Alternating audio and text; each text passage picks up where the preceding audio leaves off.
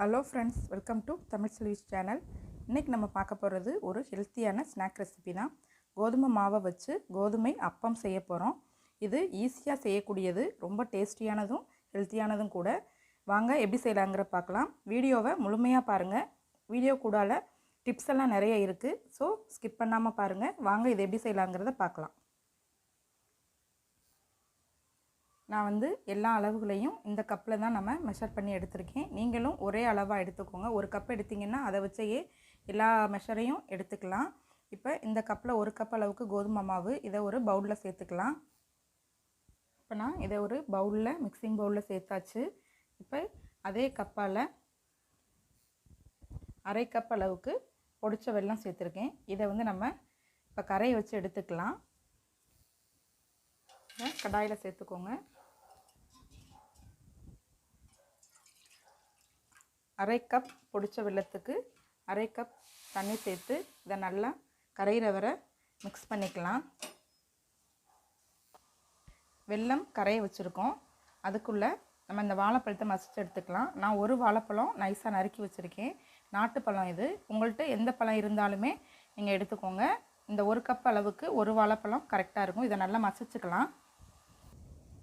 இப்போ நம்ம போட்ட வெல்லம் நல்லா கரைஞ்சிருச்சு. இது பாகுப்பதம் அந்த மாதிரிலாம் தேவையில்லை. நல்லா கரைஞ்சி ஒரு கொதி வந்தால் போதும். இதை ஆஃப் பண்ணிடலாம்.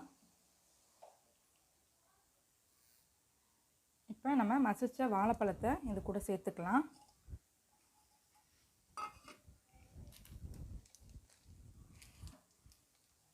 பொடியாக நறுக்குன அந்த முந்திரி பருப்பு கொஞ்சம் எடுத்திருக்கேன்.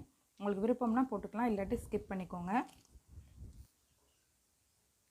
இப்போ இந்த வெள்ளை தண்ணியை இது கூடவே ஃபில்ட்ரு பண்ணி சேர்த்துக்கோங்க. அதில் ஏதாவது தூசி ஏதாவது இருக்கும், சூடோடையே சேர்த்து கலந்துக்கலாம். நம்ம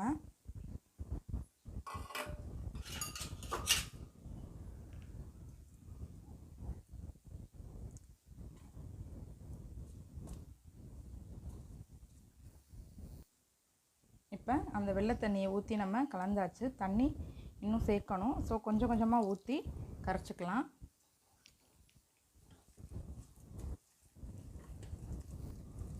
மொத்தமாக ஊற்றாமல் கொஞ்சம் கொஞ்சமாக ஊற்றி நம்ம கிளறிக்கலாம்.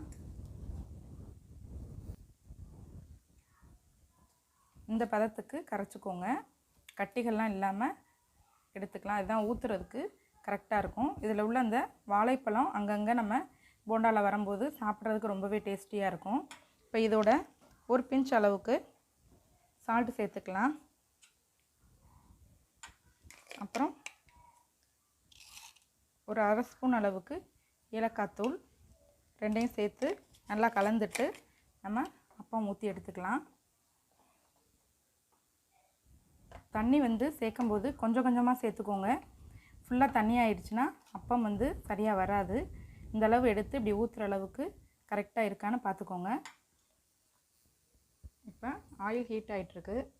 கொஞ்சம் ஊற்றி பார்க்கலாம். நல்லா மேலே எலும்ப ஆரம்பிச்சிருச்சு. ஸோ இந்த இதில் நம்ம அப்பத்தை ஊற்றிக்கலாம். ஒரு சின்ன குழிக்கரண்டி அளவு ஊற்றுங்க.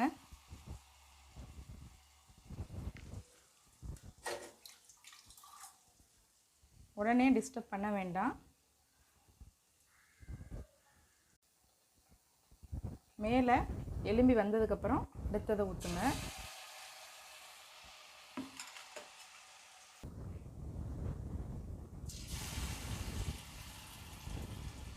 கொஞ்சம் வெயிட் பண்ணி நம்ம ஊற்றிக்கலாம்.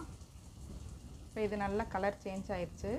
பாருங்கள் எவ்வளோ புசு புசுன்னு சாஃப்டாக வந்திருக்குன்னு. இதை எடுத்துக்கலாம்.